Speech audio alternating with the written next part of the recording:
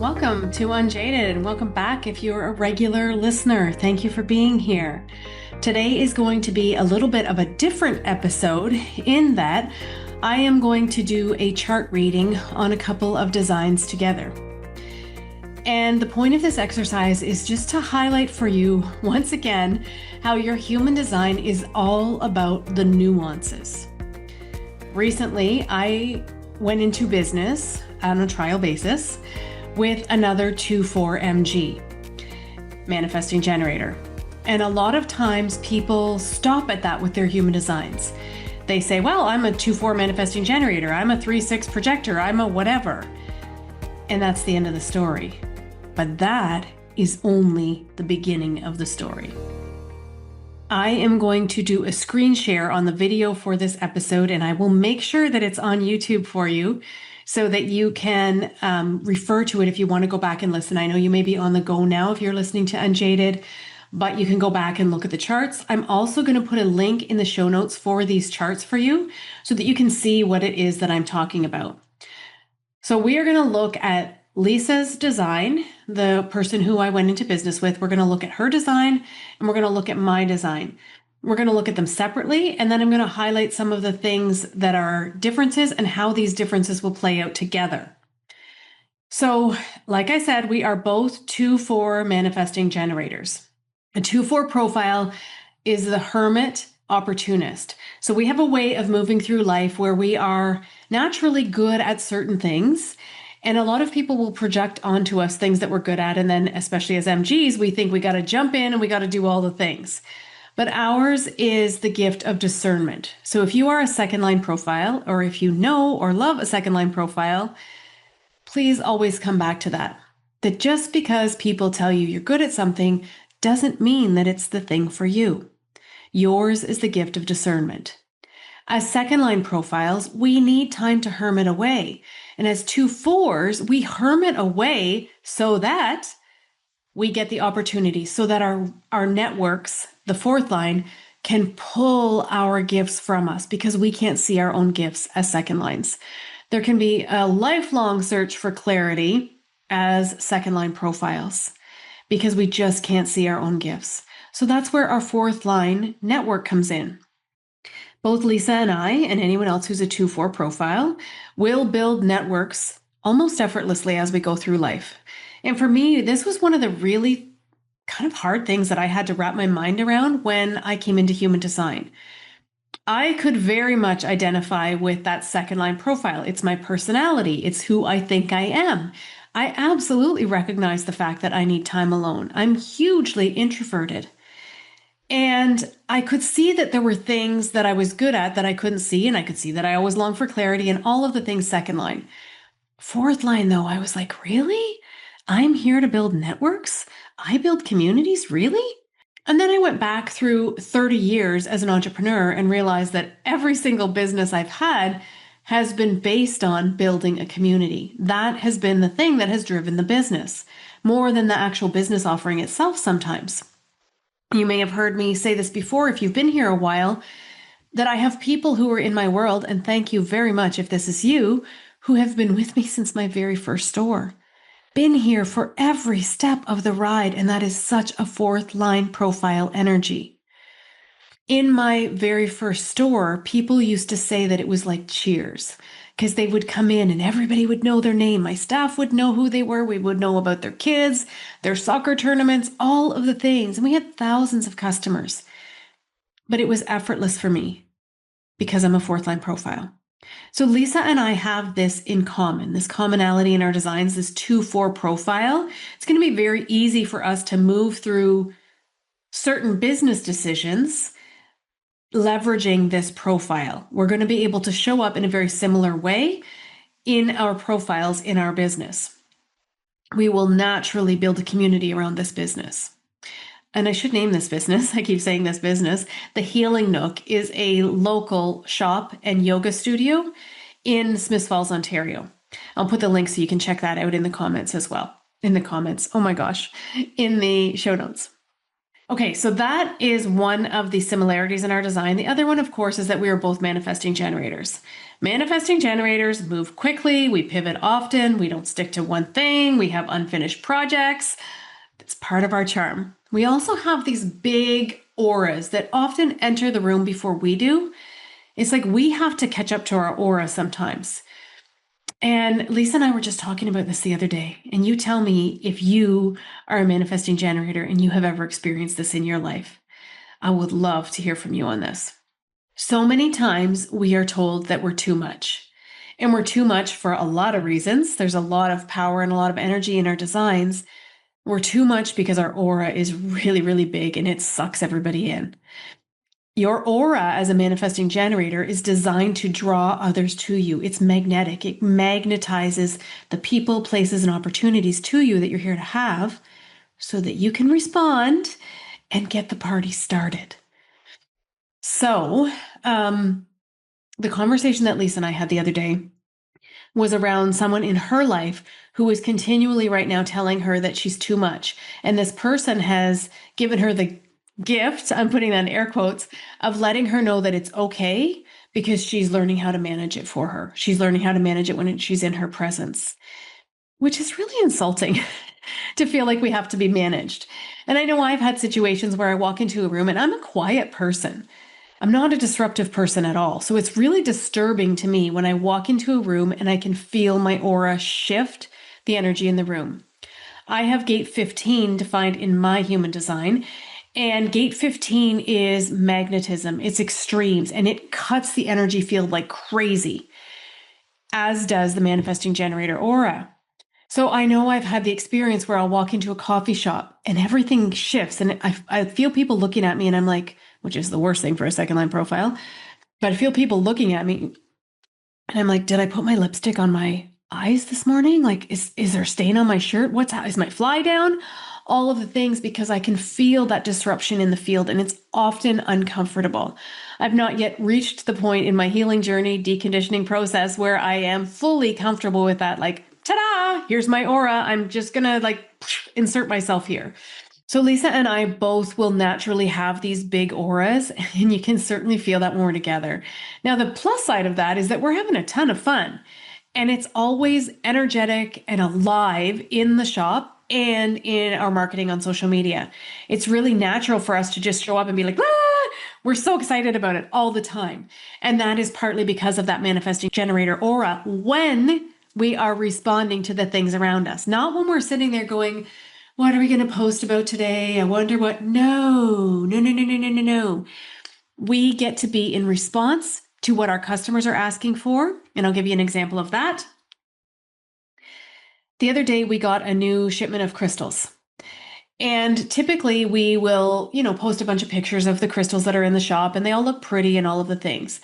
I decided to go on live and do a video walking people through each of the crystals that we got, or in general, like the apophyllite here, the pyrite here, the rose quartz here, and showing not only the pictures of the crystals, but what those crystals do.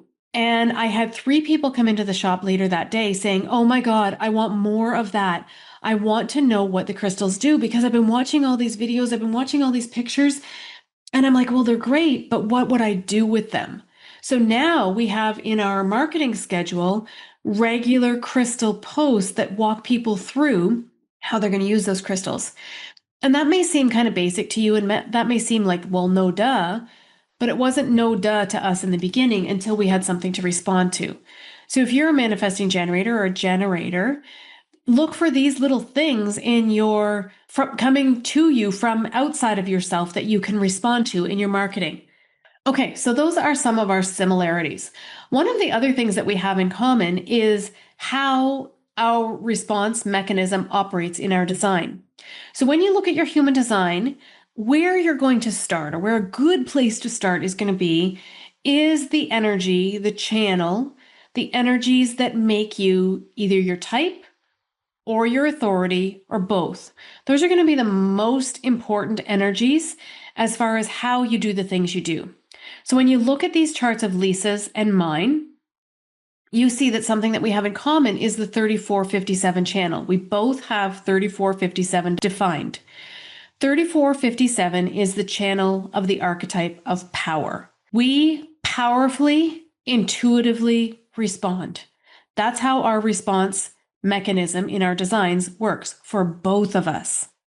So in our business, it's going to be really important for us to find a way that we can both honor our powerful intuitive response in the moment.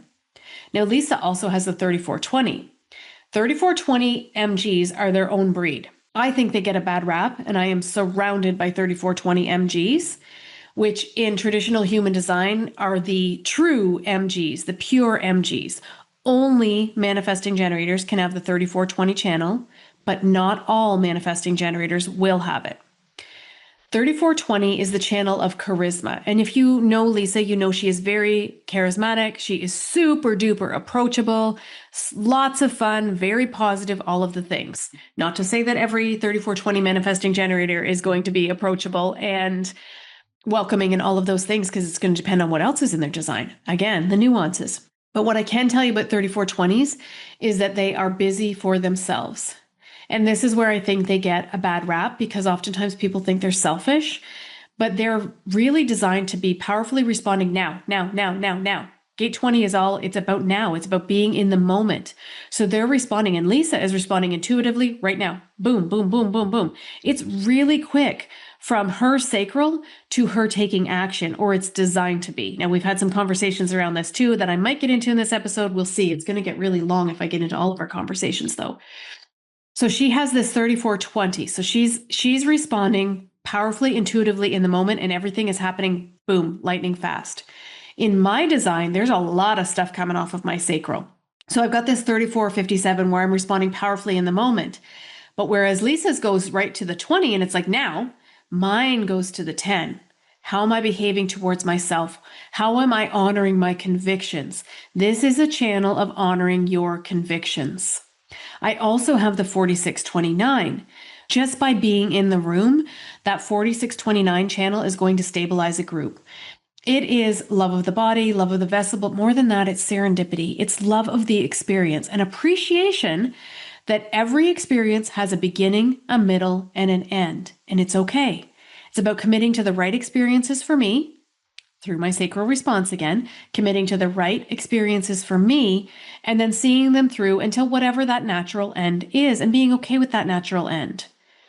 So that is my sacral response, how it's longing to operate and how it's longing to respond. Now, with the 4629, I'm not going to do this for every channel with you here, but with the 4629, this is one of the channels that is a compromise channel for us, because I have the entire channel and Lisa has only the 46. So in matters of the experience, in matters of serendipity, in matters of committing to the right things, and I'm not loving this language, but I'm going to use it, I will win because I have the entire channel. So that will be an overpowering thing in my design compared with hers. And 46 is a theme in Lisa's chart. I think it repeats 3 times. And this is love of the vessel. Oftentimes we see this in body workers. Lisa is a yoga teacher. We're both yoga teachers, but she's a yoga teacher, does lots of things with love of the body, sound bath healing, all of these things. So it's cool to see her using that in her design. One of the biggest differences that you will notice in our designs is the fact that Lisa has an undefined root and I have a defined root. We both have an undefined head. Actually, we both have a completely open head. So when a center is open, it doesn't have any gates activated within it. So no gates are colored in our head centers. They are completely open. So the head center is about pressure and the root center is about pressure. The head center is mental pressure and the root center is adrenalized pressure. And you can feel this when you are with us. Lisa feels a lot more pressure to keep doing and doing and doing and doing and doing. Now, part of this is she's a 3420 MG. She's always going to be busy for herself. But she also has this constant pressure that she is never going to catch up to the things that she's going to do. And for me, with the defined root, I have more of I don't know what other word to use for this than solid, even though that's probably not the right word, but a solid way of managing stressors, a solid way of understanding that things get done when they get done, and I will always get them done in time. Now, for me, with a defined root, a deadline is a beautiful thing. Nothing motivates me more than a deadline. And I mean, motivates in a good way. I now understand, I wish I had understood this when I was younger, but I now understand that I truly can leave things until nearly the last minute and I'll always get them done because I have that easy way of managing the adrenalized pressure in my design. Now, if I'm feeling pressured about something and Lisa and I are in aura, she will amplify that pressure. She's going to feel it more. She's going to feel like she has to do more than I do just being in the room with her. Something that's interesting in the energies here for us is that I have the 58 defined and Lisa has the 18 defined. So we have this electromagnetic channel that is absolutely beautiful where we are attracting the other end. We have subconsciously attracted the other end. One of the things that is great about this for me is that I'm a split definition. What does that mean? So when you look at the areas that are defined in your human design chart, the areas, the centers that are colored in your human design chart, they may all be attached to each other through channels like Lisa's is.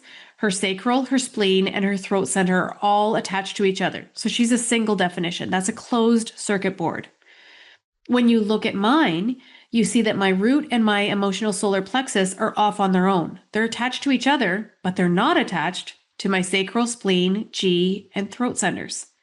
So I am a split definition. And that gate 18, when it's defined for me, closes the circuit board. That's huge because I'm someone who is going to process information a little more slowly than Lisa does. And I'm someone who has that break in the circuits. So she's designed to just really quickly on her own, go do the thing, and then it's done. Whereas I'm designed to take a minute, process it, and then move on as this split definition, which brings us to decision making. Lisa is a sacral manifesting generator. We both have our spleens defined. So how this is going to work when we're reading authorities for generator types, we're always going to start at the left side of the chart and we're going to move over to the right. So the spleen speaks first, then the sacral, then the emotional solar plexus. So the spleen speaks, boom, lightning fast. It's a nanosecond and it is an instinct for survival, especially with this 3457. It's going to speak very, very quickly. What's it going to take to survive? Intuitively know what it's going to take to survive. So the spleen speaks first and quickly. If you miss it, you've missed it. It's not going to speak again. Then the sacral has that or It's like, do I have the energy for this right now? We want yes or no questions. And it's going to be, in my experience, a more powerfully felt yes or no that's going to last longer. And then we have the emotional solar plexus, which I have defined and Lisa has undefined, which is a huge difference in our designs. So I am designed to be emotional. However, Lisa, with an undefined emotional solar plexus, will have the tendency to amplify emotions. So if I am feeling really low or really high or really angry or any of the feelings, Lisa may feel them more than me in her body. My husband is undefined emotionally, and this is has been one of the greatest gifts of understanding human design in our relationship, is that we now know that there are times when we just need to break auric space, when he needs to get away from me because he's feeling the emotions greater than I am. That's a natural tendency of the undefined emotional solar plexus. So some of the tendencies of some of the shadows, shall we say, of the undefined emotional solar plexus are to fall into patterns of people pleasing, conflict avoidance, and not being able to set boundaries. So one of the things that Lisa's going to have a greater access to when she's in aura with me is the ability to do those things, because it's not as hard for someone with a defined emotional solar plexus to be able to set a boundary. We don't as often fall into people-pleasing tendencies or avoid conflict like someone with an undefined emotional solar plexus. Lisa also has a theme in her design. This gate 6 that's defined for her is defined 4 times. This is a massive, massive, massive theme for her. I'm just glancing at her chart. It is her south node on the design side. So a natural energy within her. It is part of the energy that drives her as her conscious moon. So, and I think it's in her Pluto as well. So intergenerational themes there. And this is all about intimacy, bonding with the right people, peace often coming through conflict. That's a big theme in Lisa's design. When she is with me, when we are together in aura, I am going to define that for her because it is a dormant energy in her design. It's one of the biggest lessons she's gotten in life. She will get in life. It is the energy that's like a light switch that's waiting for someone else to turn it on. So when she's in aura with me, I turn the light switch on, and that energy gets highlighted in her design. So when you're with someone who has something else defined in their design that you don't have, when you're in aura with them, you get it defined too. So look at energies in your design and how they're being activated by the other people in your life. When you overlay Lisa's design and my design, we have 7 centers defined. So only our head and ajna remain undefined. Our head remains completely open. The rest of us gets defined and my split gets bridged. So we're a lot quicker when we're together. Speaking of quick, I'm going to highlight 2 more things here because we could be here all day talking about the nuances in the design. 2 more things I'm going to highlight, and that is the G center and the speed factor, the energy factor, let's say. It's always interesting to me when I compare myself to other MGs, the difference in the energy that I have. Because remember, in my family, I'm surrounded by MGs as well. Some of us get a lot more done in a day than others.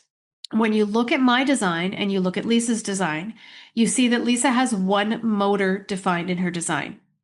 So there are 4 motors in the human design body graph. There's the sacral, the root, the emotional solar plexus, and the will center.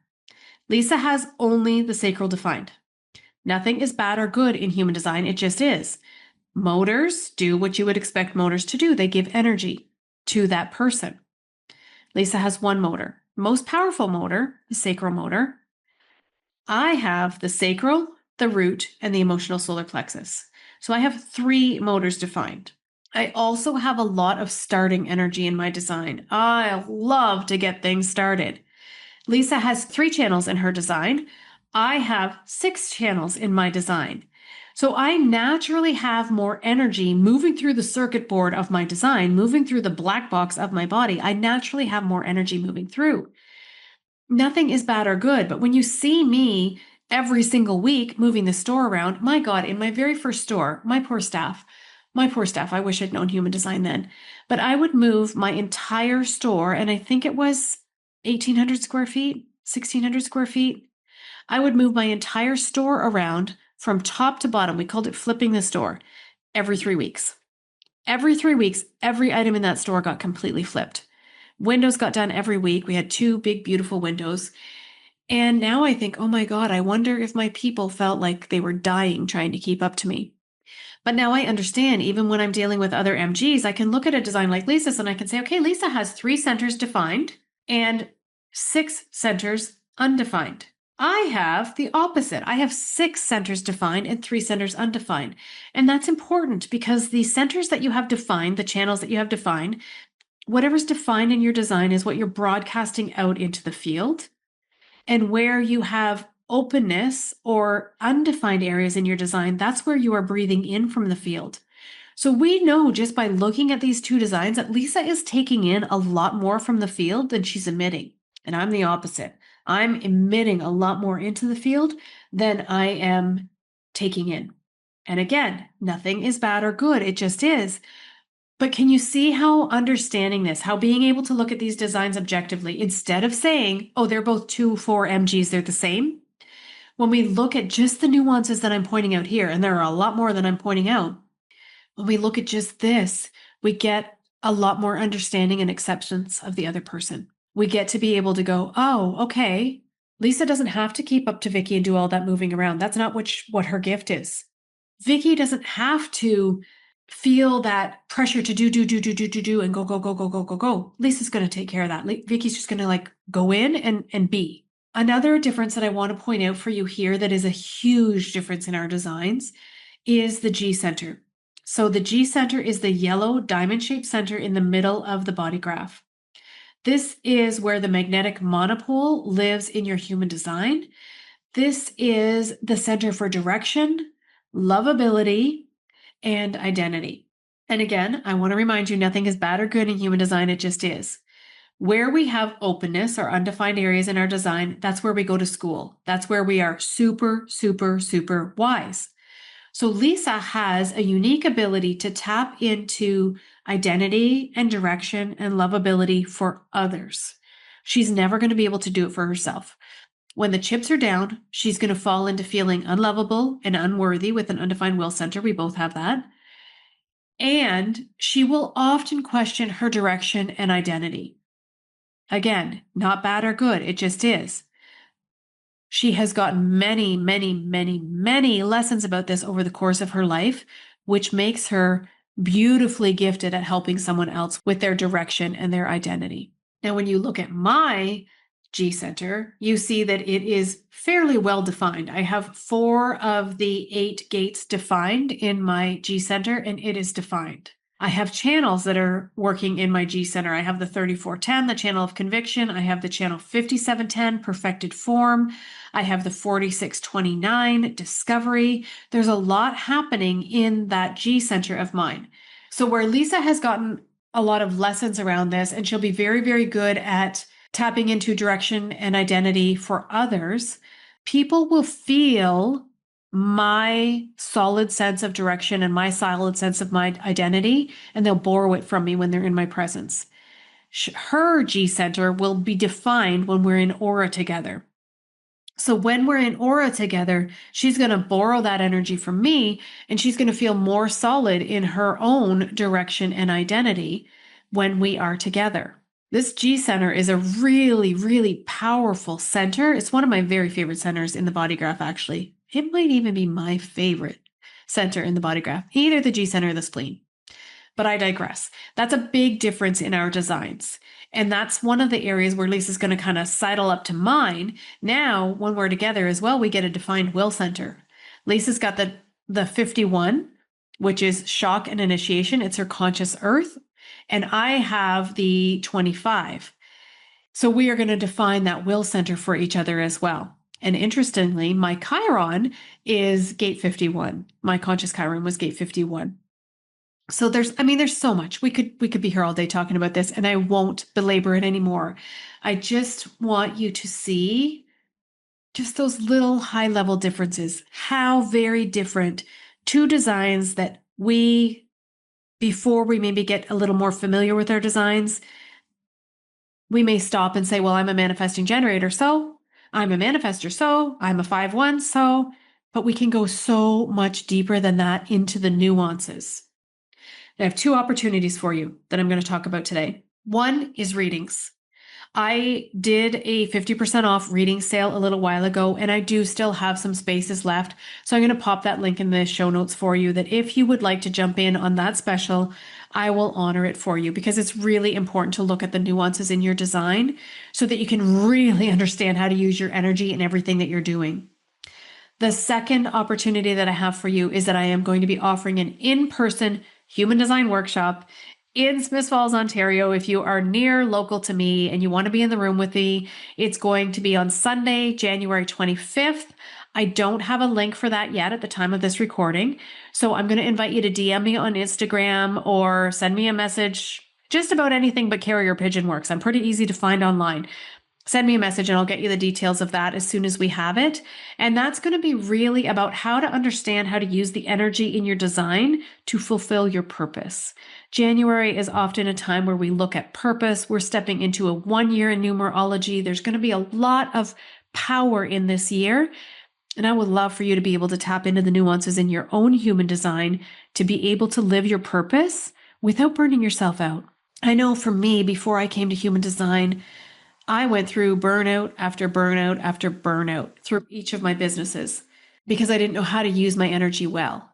And now I'm able to flow with my energy instead of fighting it or believing that something is wrong with me because I do things a certain way. I can just let myself do the things. And I want that for you too. So that in-person workshop is January 25th, and just message me and I'll have the details for you.